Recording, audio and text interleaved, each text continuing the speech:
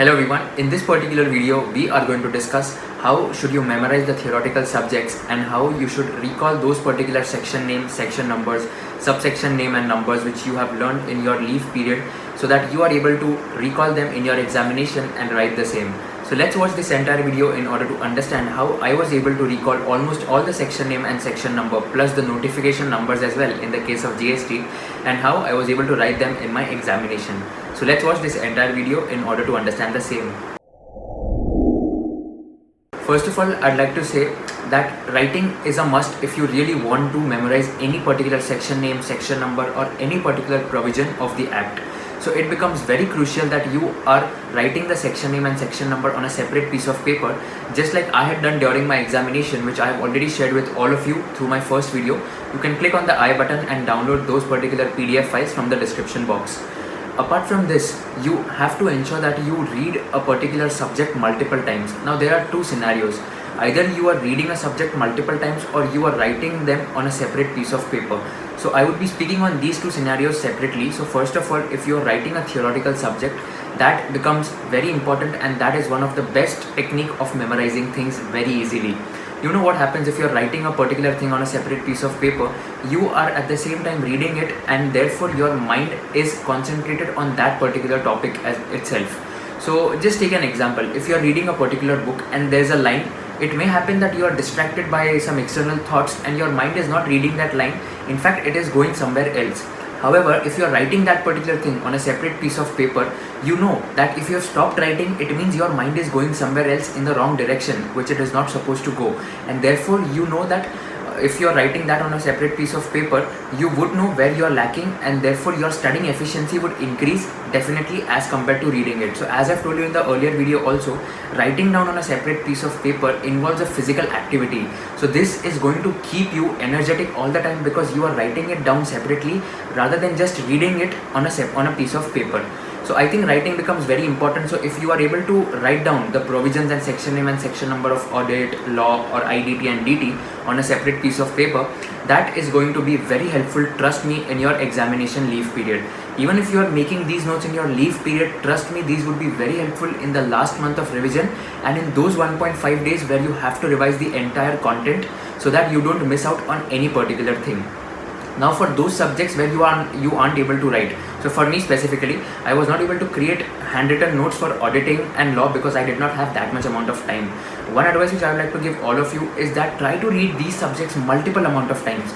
For example, there are various sections given in Munish Bhandari book, law book. So you can read them multiple amount of times and trust me, if you're reading Munish Bhandari's book, there are a lot of questions which are repeated. So automatically your 3 to 4 readings happen in one reading itself because almost each and every question is repeated because that has been asked by ICI in the previous attempt. So this is one advantage of that book. Apart from that, in auditing, if you aren't able to write them on a separate piece of paper, read the module or read the reference book, whatever you are referring, a multiple amount of times. Try to highlight them on that page and try to ensure that you write the keywords or the key sentences which are given on this particular page at the top side of the page so that you are writing and at the same time you are reading as well. Since I was not able to write all the notes on a separate piece of paper, what I did, I just wrote the key sentences at the top side of the module, and because of this, I was able to recall almost all the provisions in my examination.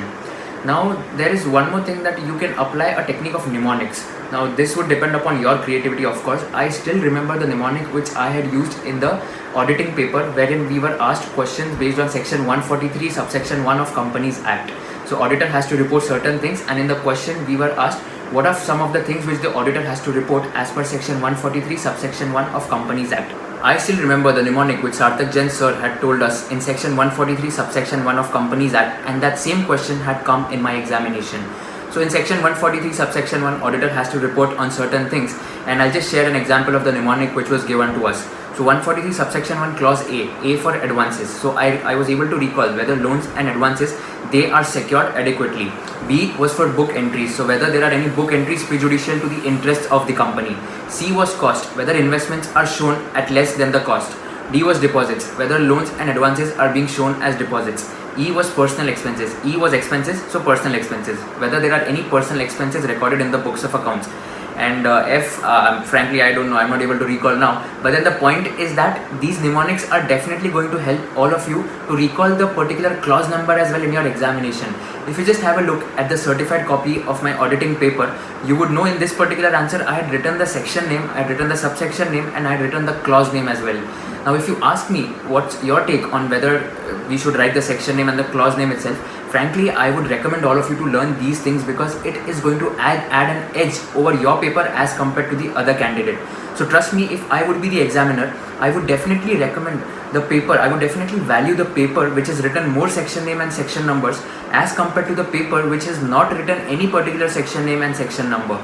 So this is the mindset of the examiner as well. He knows that this particular student has come prepared, and therefore he can also give and he can also check your other questions nicely even if you haven't written the answers up to the mark. So this is the advantage which according to me you would get if you write the section name, section number, clause name and the clause number.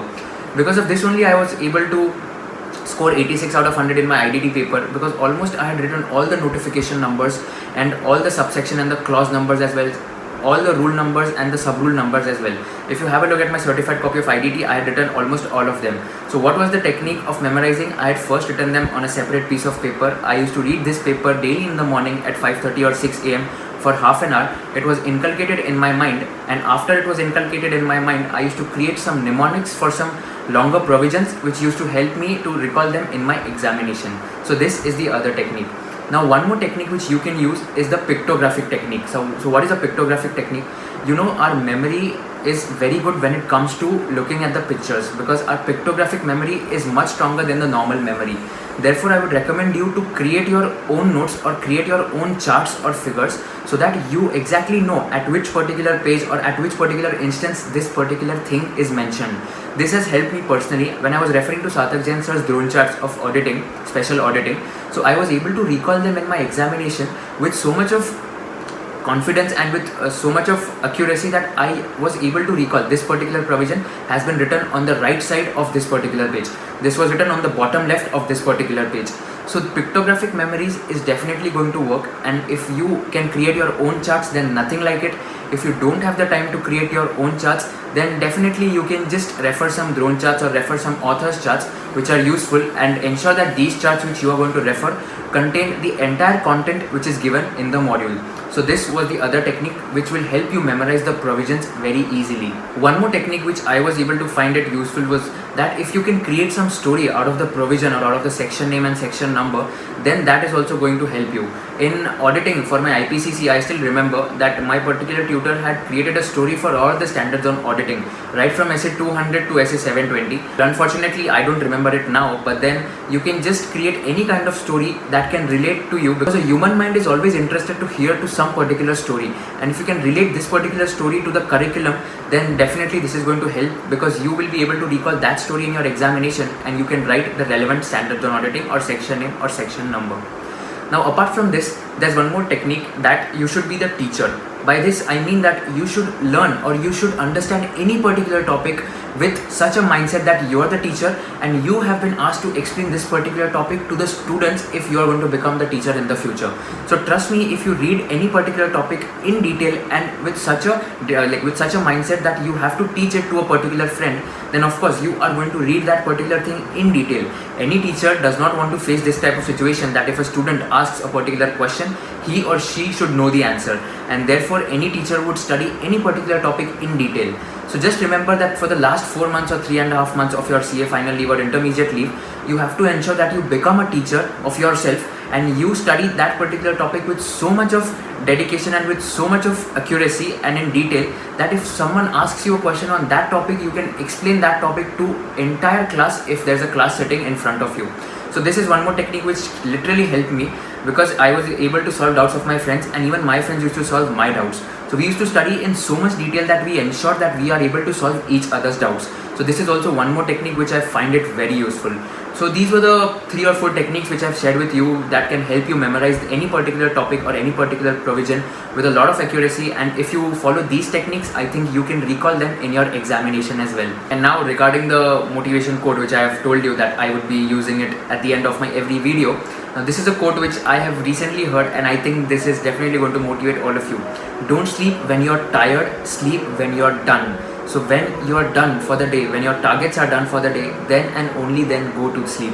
If you keep this kind of attitude, trust me, you would kill procrastination, and you will definitely be able to achieve all the targets which you have set throughout the day. I know this is going to happen that your targets aren't met, but then if you follow this particular thought that you have to sleep when you're done and not sleep when you're tired, then this is definitely going to motivate you in order to study more. Well, you can apply this thought in your daily life, in your practical work life as well. If you're doing your articleship, or if you're doing any kind of business, or you are an entrepreneur, you can definitely apply this particular quote, because you have to sleep when you're done and not when you're tired.